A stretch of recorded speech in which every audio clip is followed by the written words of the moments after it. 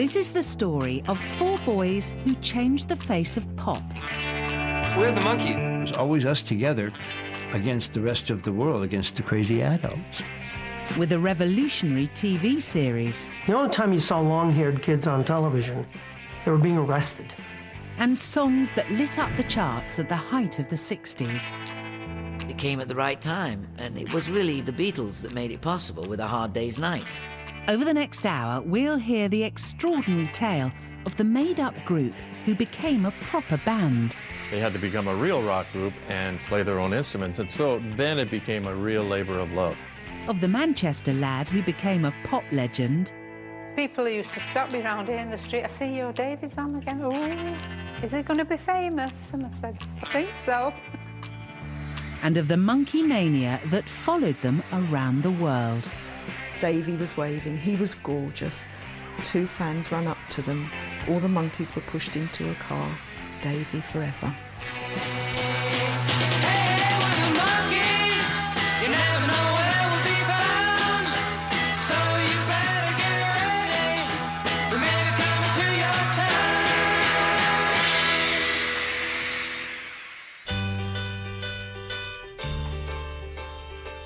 For a short time in the late 60s, the Monkees delivered some of the catchiest tunes the pop charts have ever seen. They were written by great songwriters like Carole King and Neil Diamond.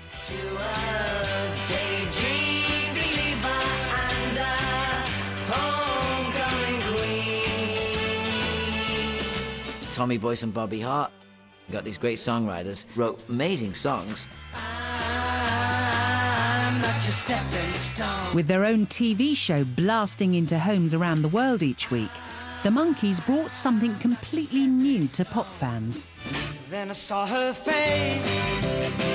Now I'm a believer. It resonates with people. They just love it, generation after generation. Another Pleasant Valley Sunday. The incredible story of the Monkees starts nearly 50 years ago.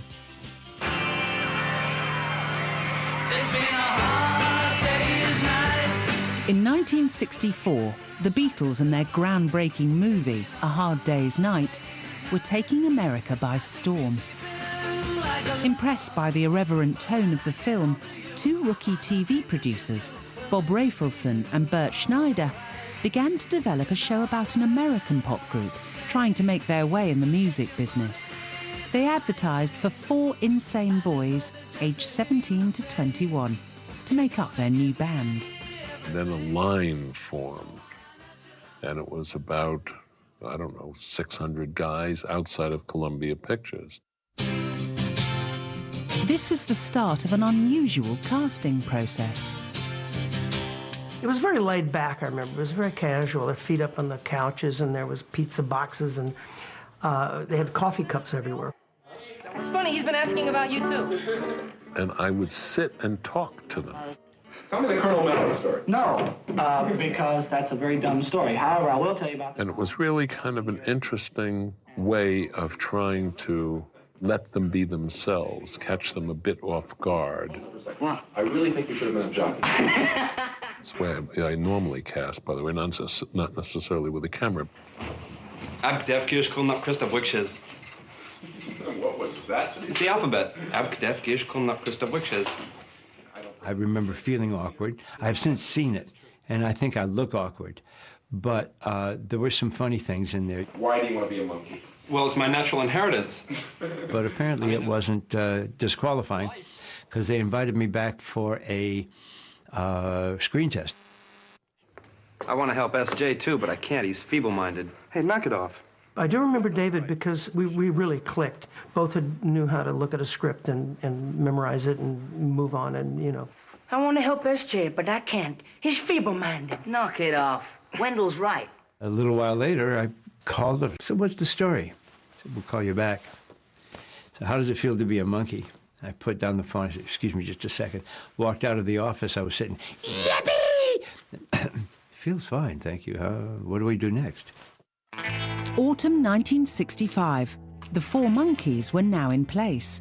Former child stars Davy Jones and Mickey Dolenz were joined by budding musicians Peter Tork and Michael Nesmith.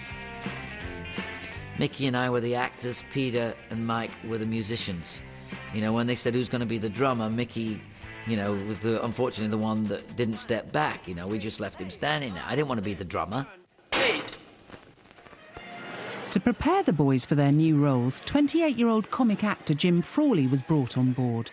I was hired to work for 3 months with these 4 guys who had never worked together before and to establish their relationships, one with the other as improvised actors. Wait a minute. Wait, guys, you have to do the scare. The old monkey scare. What do you monkey scare, man? Come on, it's a groovy bit, man. Let's do the scare. You know? I was actually uncomfortable with improv.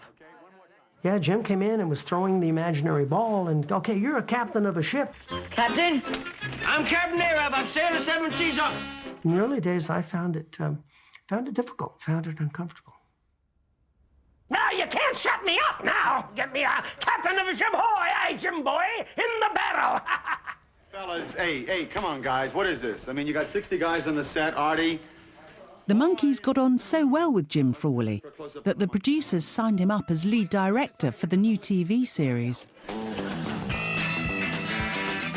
Out of 32 shows, 29 were directed by guys who hadn't directed before. They didn't know any more about television than I did, so they just went off half-cocked and did their thing, and we loved it. They then set about recruiting a team of comedy writers, including TV novice David Evans. The only thing I had ever written before, professionally, was greeting cards. Here's some lines you can say, and you can ad-lib the rest. Kick them what? Reach for the sky. The producer called us into a meeting, and he said, I have a screening room available for you guys. It's just like a movie. What we're going to be doing is screening continuously the Marx Brothers and the 2 Beatles movies, Help and Hard Day's Night. And at the end of the week, he called us all together. He said, now go out and write like that. Don't you want to be famous, the idol of millions? No, we just want to be revered by a small minority. Small minority, small minority. Like a tribe of African pygmies. Get it? Pygmies, huh? The network must have been scared, because there was nothing like that on television. The only time you saw long-haired kids on television, they were being arrested. You've got to help us, officer. There's no time left. The real genius of the Monkees TV show was that there was no authority figure. It was always us together against the rest of the world, against the crazy adults.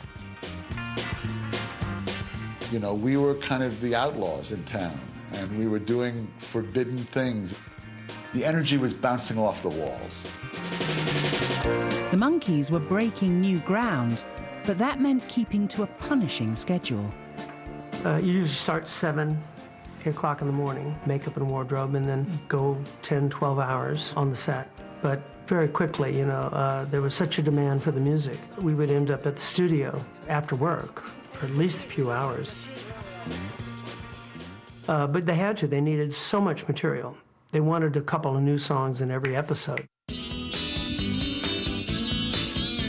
To meet the demand for new material, the producers called in many of the greatest songwriters of the day, including Carole King and Jerry Goffin, Neil Diamond, and Bobby Hart and Tommy Boyce. Bobby and Tommy are probably the most responsible for the early Monkee sound. Most of the tracks on the first 2 Monkees albums were produced by Bobby Hart and Tommy Boyce. The first time we met the guys really in a working situation where we met at the studio. Here's your microphone, here's your earphones. We go take one, and we don't hear anything when they're supposed to come in. So we look out, and they're just still clowning around. And so we say, okay, come on, guys, let's get it together. We got to record this thing. So take 2, same thing. Take 3, they're wrestling with each other on the floor. Whenever we got together as the 4 of us, it ignites just like that. And we're just like, bang, bada, bing, bada, boom, bang, you, hey, ha, bum, bum, bing, bing, bing. And so when we'd leave the set and go to the studio, couldn't shut that off. And Tommy and I vowed to never have more than 1 monkey in the studio at a time after that. The way we worked with them is we would have everything prepared ahead of time. We'd call for either David or Mickey to come over, and they would put a vocal on in 2 or 3 takes, and that's what you still hear today. We'd cut, I think, 10 songs or so for the first album. We needed another song. And I heard just the fade out of the Beatles' new record that had just come out. Paperback. And I heard, take the last. I don't know why, but that's what I thought they were saying. And I said, well, to myself, well, it's got to be about a train. Take the last train. This is a song that's kind of Beatlesque, and so we need a riff. And Louis Sheldon just went right into it.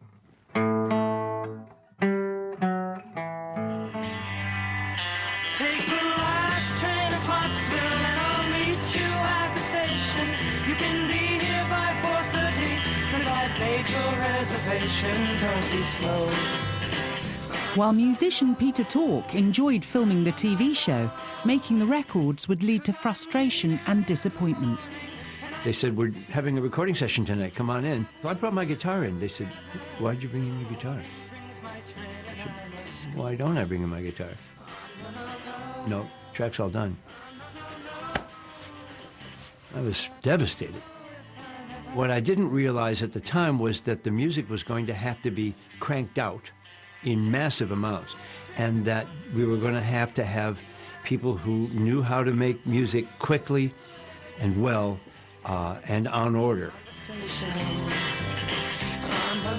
David and I were in my car, and it says that, here it is! Take the last train to Clarksville, the Monkees! We just looked at each other and were like, wow, that's really cool. I didn't even know that was going to be the single. I don't think they told us. Following Doctor Who on a Saturday night, The Monkees, a new series for the young at heart, first aired in Britain on New Year's Eve in 1966, launching a lifelong love affair for a generation of teenage girls. The trailer was shown just a few days before, and it was Davy up on a table, swashbuckling in a white shirt, and instantly I just knew that he was mine. Well, I was hooked, wasn't I? Absolutely hooked. I was into the Beatles at the time, so Paul McCartney was the best thing since sliced bread. And the Monkees came on, and this guy just was there, and I thought, Paul McCartney who? You know, it's from then on it was Peter Tork. My mum opened the door and she said, oh, I just said to your father, there's this bloke on the telly with his big brown eyes, and as soon as she sees him, that'll be it. Well, and I saw Mike Nesmith, and that was it. And that's when I fell in love with the Monkees, and my dad said I'd grow out of it, and I will, one day. The Monkees was a ratings hit around the world. Then I saw her face. Now I'm a believer. In January 1967, I'm a Believer reached #1 in the UK chart. Monkey Mania was about to sweep the planet as the boys hit the road. It was the kind of mayhem that we expected. At the height of the summer of love. I was sitting there thinking, this is what life is about, this is what I want to be about. As the band started to find their own voice. And this is when this imaginary group became a real group.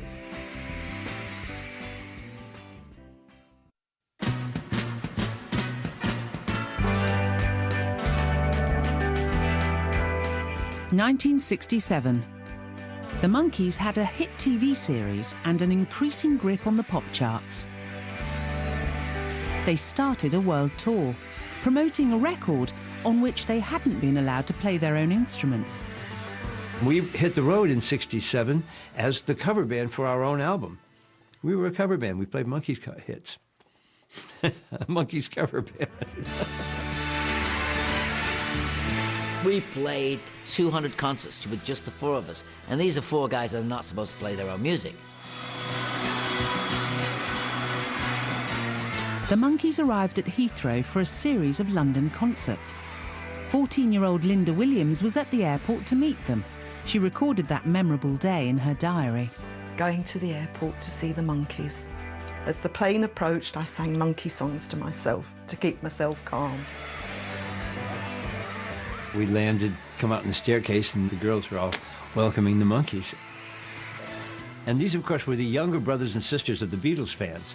You know, you have your Beatles, You know, I want the Monkees. And it was the kind of mayhem that we expected. Davy was waving. He was gorgeous. They waved until two fans ran up to them. Mickey ran, they got Davy. All the Monkees were pushed into a car. Davy forever.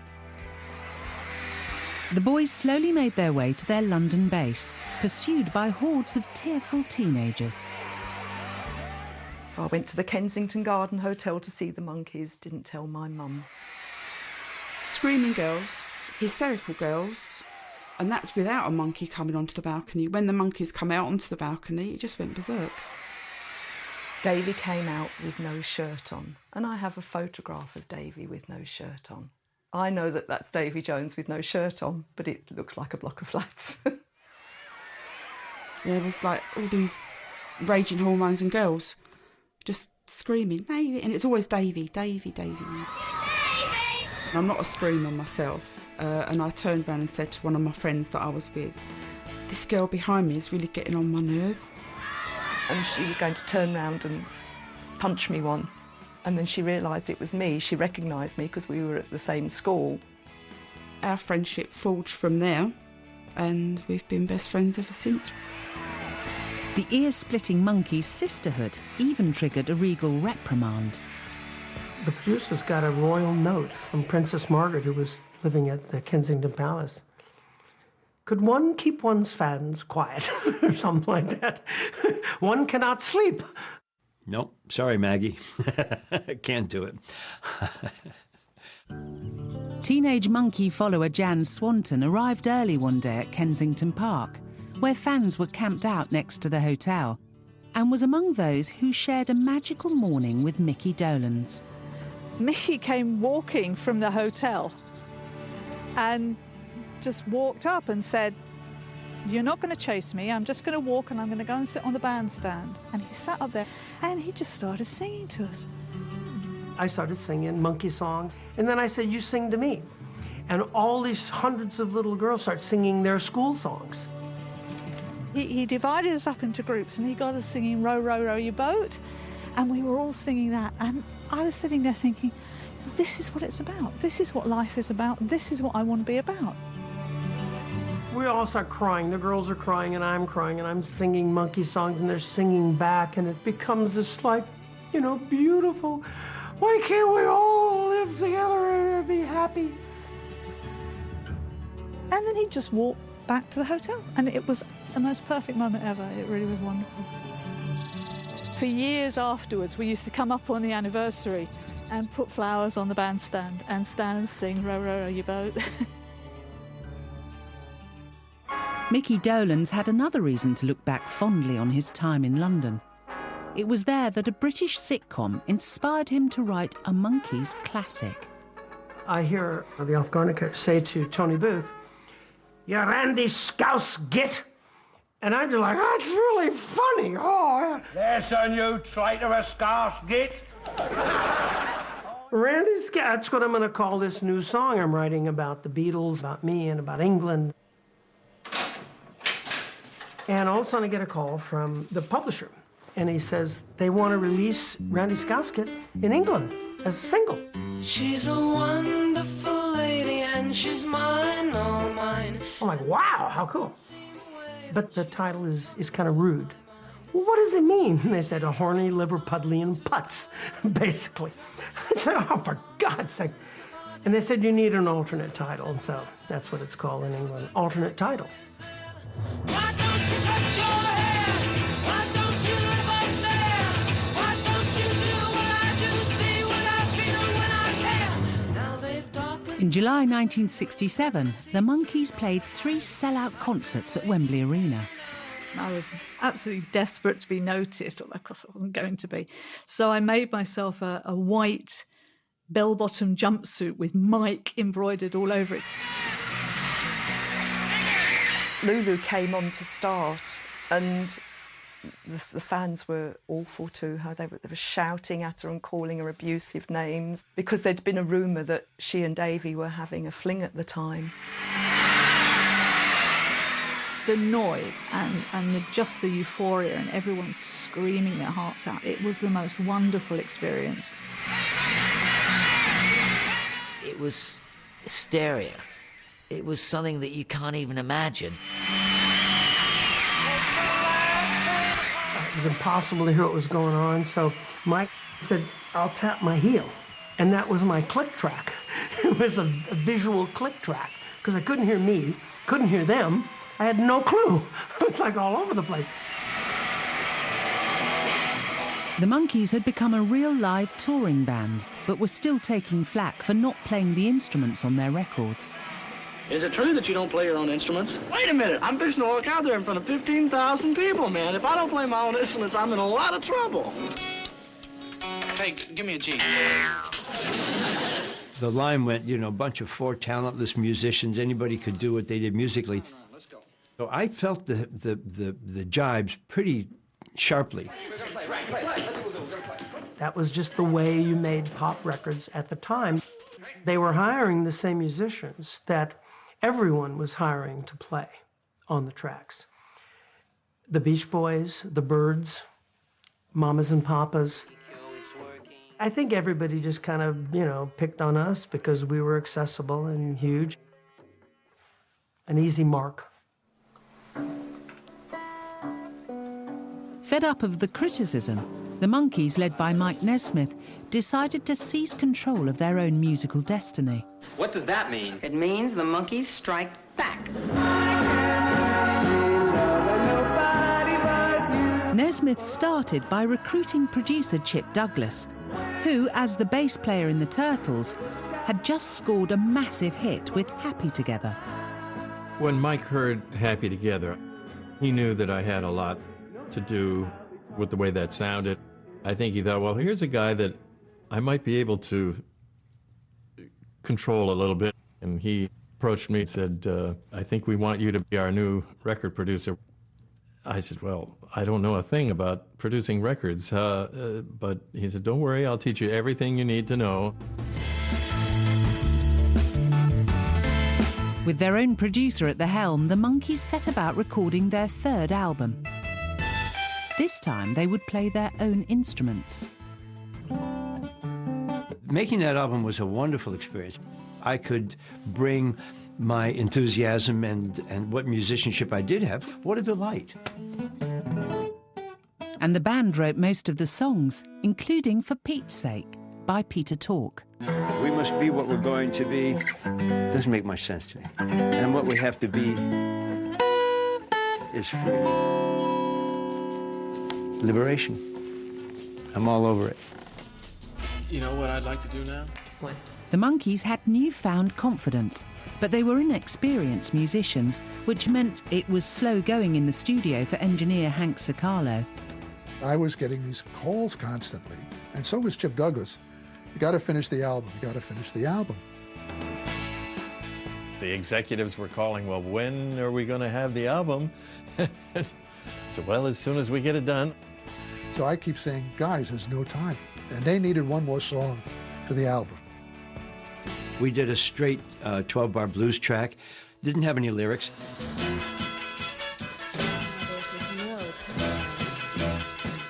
It became no time at all. No time, no time, no time. It was a gift to Hank Sicalo because he was working with us and everybody else had a little tune on the album. They gave him credit for the writing.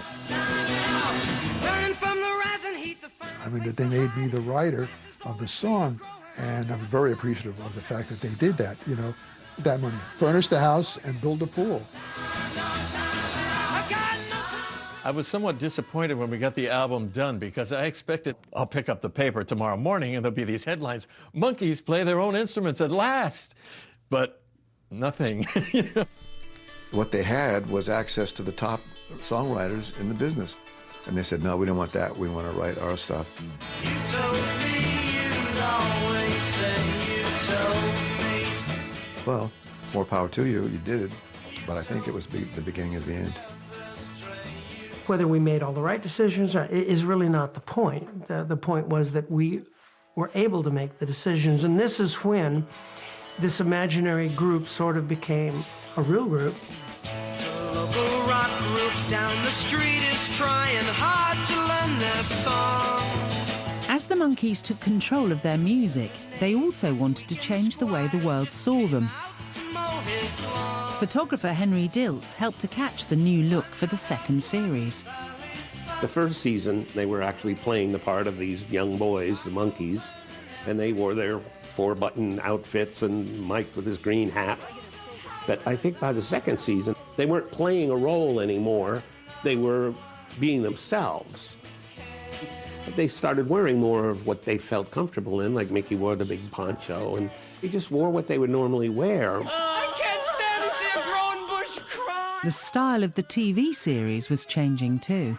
Second year was much looser, and they didn't really follow the scripts the way that they did the first year. We'll meet back here at $800, right? Okay, guys, let's go. Come on. We were much more confident about how to make a TV show, much more confident about writing jokes, and that makes for a much livelier show. I think the second year is vastly better than the first for that reason.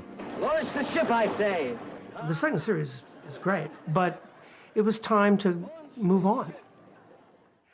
I mean, I remember feeling a little like, I've done that scene, I've done that joke, I've done that stuff. We started getting a little bored. I think everybody did. 16 shows straight now. Man, I mean, know, every time we start up a show, you start on the monkey and you pull back. It may not have had the same zip that it had the first year because we had done it already. You see one monkey episode, you see all the monkey episodes, man. It's all the same. The Monkees were growing up. Davy Jones was about to find true love. It was decided that we should be married. The band would make an experimental movie. Does anybody to this day know what that film was about? And they began to reach the end of the road. When the show went off the air, there was no Monkees. It didn't exist.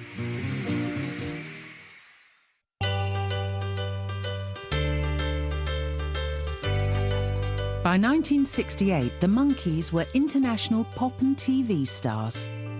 But at the heart of the band's British appeal was a boy with his roots firmly embedded in working-class Manchester. Though Davy Jones was now spending much of his time abroad, he still found time to make trips back to England.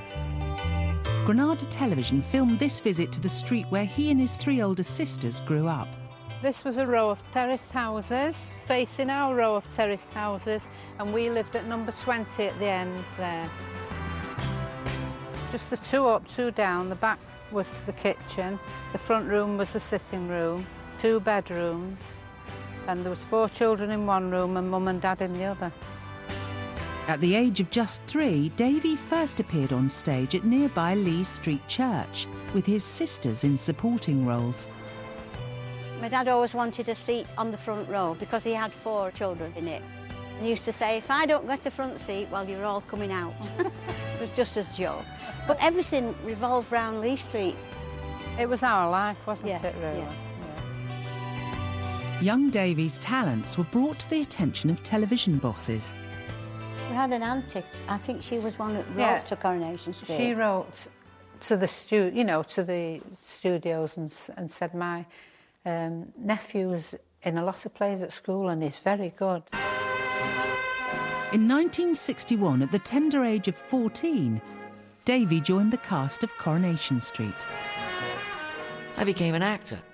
I got my feet wet, and as small as the part was, and as however I delivered the dialogue, that was my first taste of professional show business. Take your cap off and give your grandma a kiss.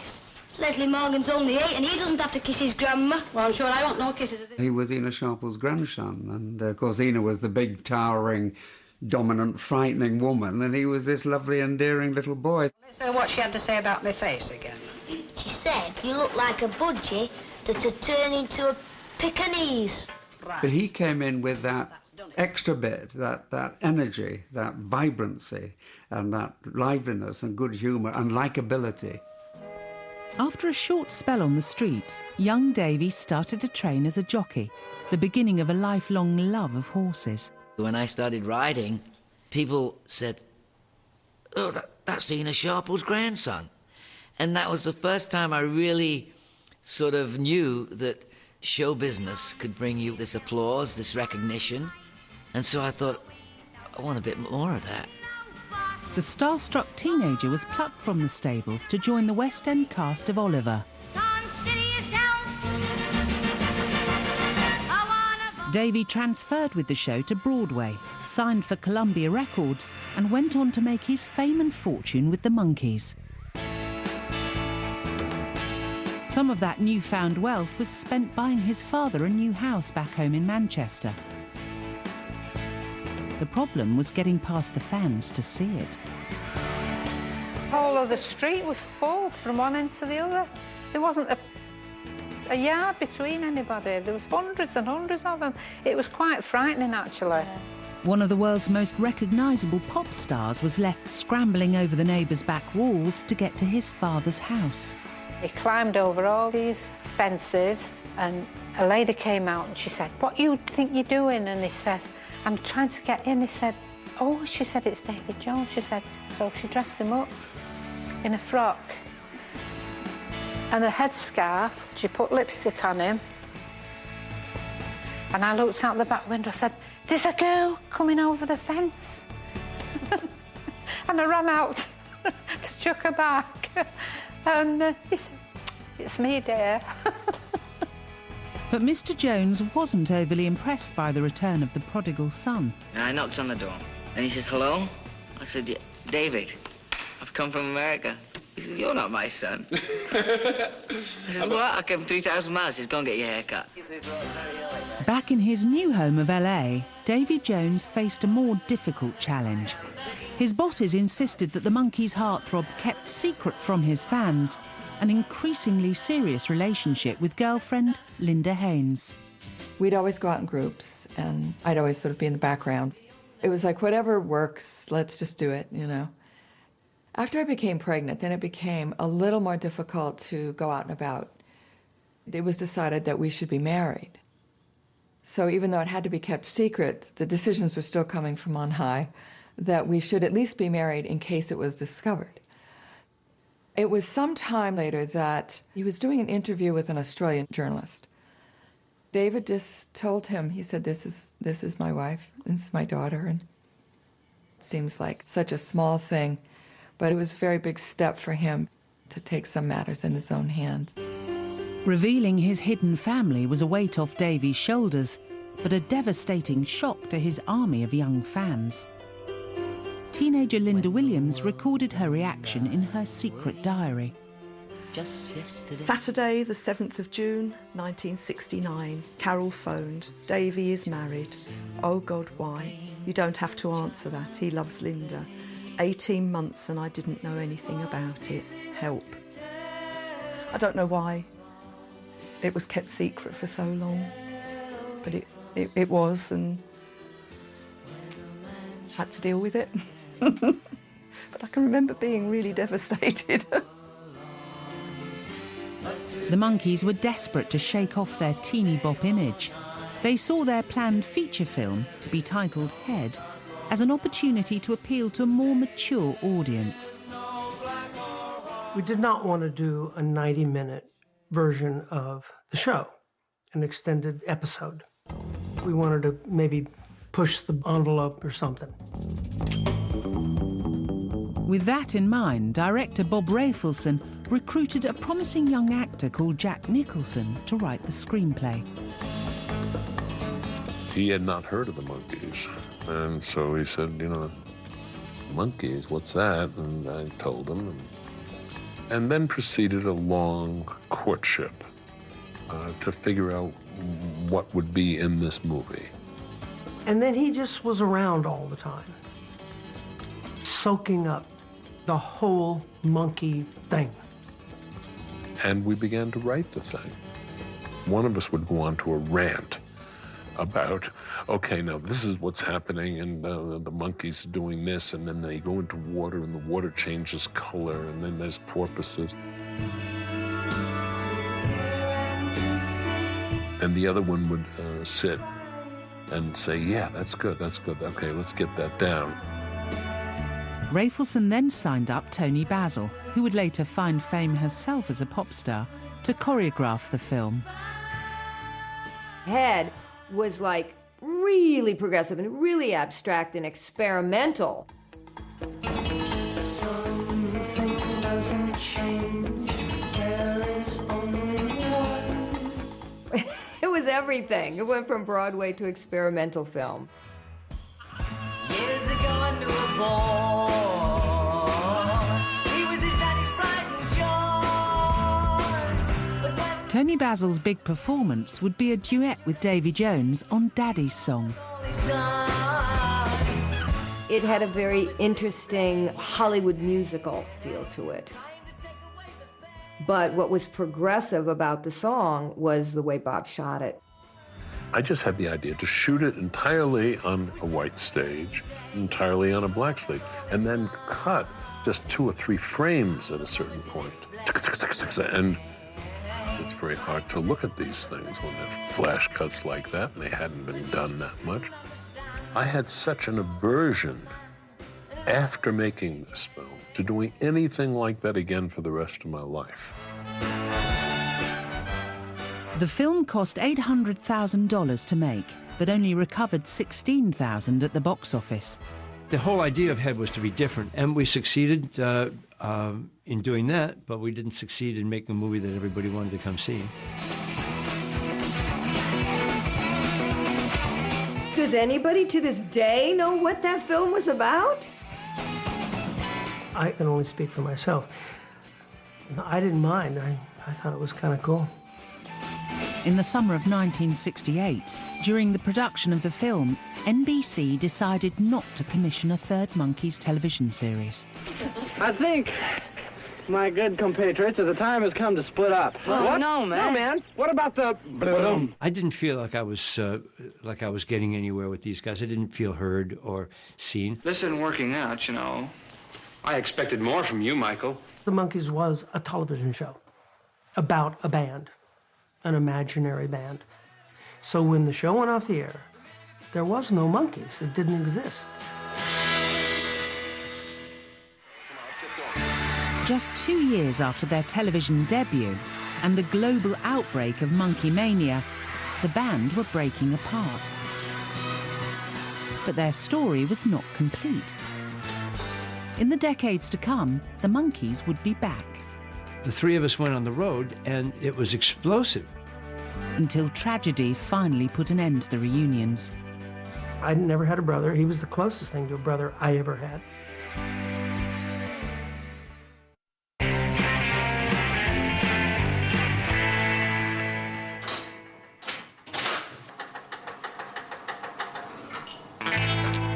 After selling more than 20 million records and making nearly 60 episodes of their hit TV show, by the turn of the 70s, the Monkees were no more. The 4 members of the band set about making their own ways in the world. Davy Jones moved out of the Los Angeles limelight with his wife Linda and their young family, and set out on a solo career. Are you going to Scarborough Fair? Davy and Linda separated some years later, but he remarried and by the late 80s was the proud father of 4 daughters. Remember me to one who lives there. 3 of the girls met up recently in California to remember good times shared with their famous dad.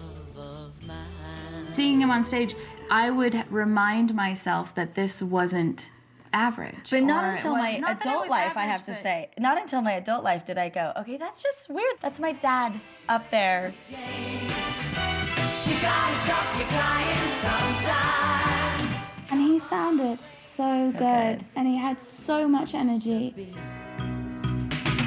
He would go up on stage and you just felt this palpable energy, and it's almost indescribable. But it just made everybody feel so good. Yeah. Davy's newfound freedom also gave him the chance to enjoy his other great love, horse riding.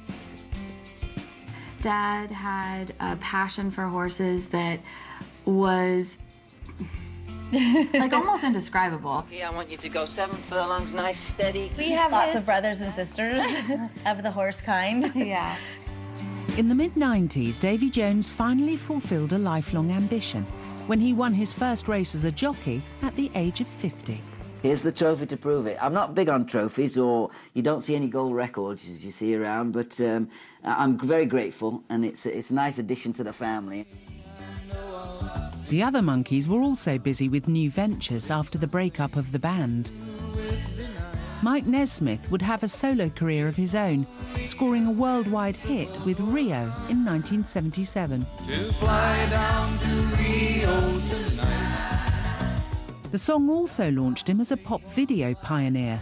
Nesmith would go on to play an important role in the creation of MTV.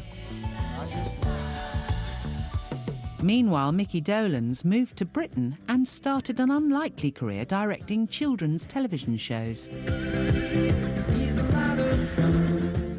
That's all I did. No singing, no acting, no Mickey the Monkey. I was Michael Dolenz, the television producer, and I was thrilled. It was wonderful. It was good to get me away from that life. In 1986, on the 20th anniversary of the Monkees' creation, a promoter proposed breaking the band out of cold storage. The temptation proved too much for 3 of the group. You know, I've been working pretty steadily, a year in and year out, directing and producing these television shows. Yeah, let's go. Let's do it for 8 weeks or whatever it was, 10 weeks. Joining Micky Dolenz on tour were Davy Jones and Peter Tork, who'd been working as a musician since the breakup of the band.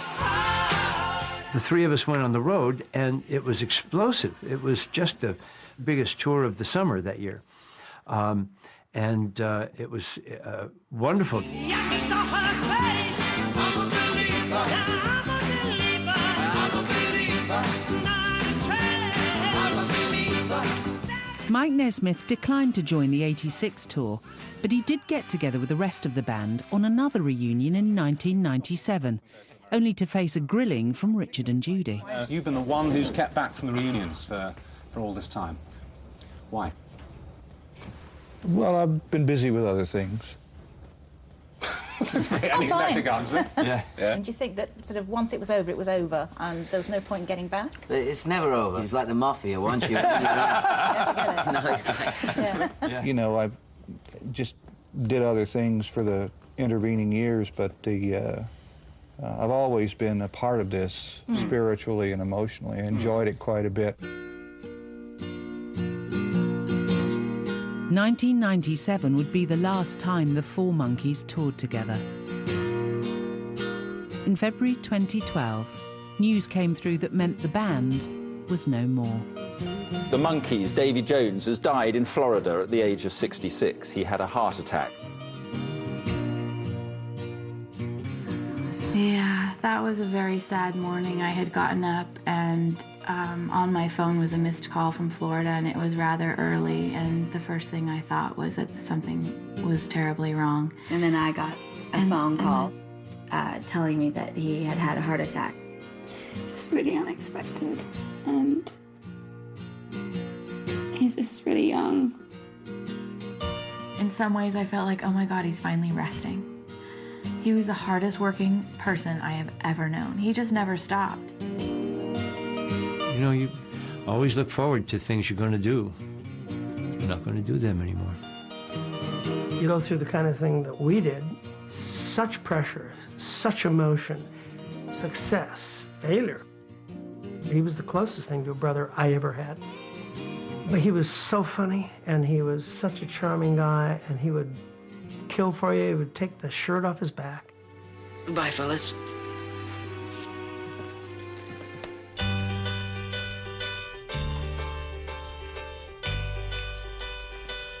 Oh, I could hide neath the wings of the bluebird as she sings. Davy Jones and the rest of the Monkees recorded some of the greatest songs of the 60s. Songs that sound as fresh today as they did over 40 years ago. They would be the first and perhaps finest of a long line of so-called manufactured pop groups put together by producers from scratch. The Monkees was, you know, it was one of those things. It came at the right time. Cheer up, sleepy Jean. Oh, what can it mean to a daydream believer and a homecoming queen? was real joy in what we did when we came to work every day, and it manifested itself on film. It was a chance for me to be my fullest self. You don't look lightly on those moments. I think you have to think about all the good times. It's been a good journey. I have enjoyed it. It was 4 young kids that were just friendly and fun. We were just too busy singing to, to put anybody down. It makes you feel good because there's that joy and hope and optimism and getting along together. Well, that wraps up another Laugh Riot. And this is Mike Nesmith, Mickey Dolenz, And Peter Tom. and Davy Jones, and Mickey Dolenz. Here we come, walking down the street. We get the funniest looks from everyone we meet. Well, it's the last in the series of Love Your Garden, and Alan and his team find themselves at Bluebell Wood Children's Hospice in South Yorkshire, making some youngsters very happy. That's tomorrow night at 8. The Solana residents need to watch out. A con man starts working his way through the holidaymakers. Benny Dorm is at 9 tomorrow.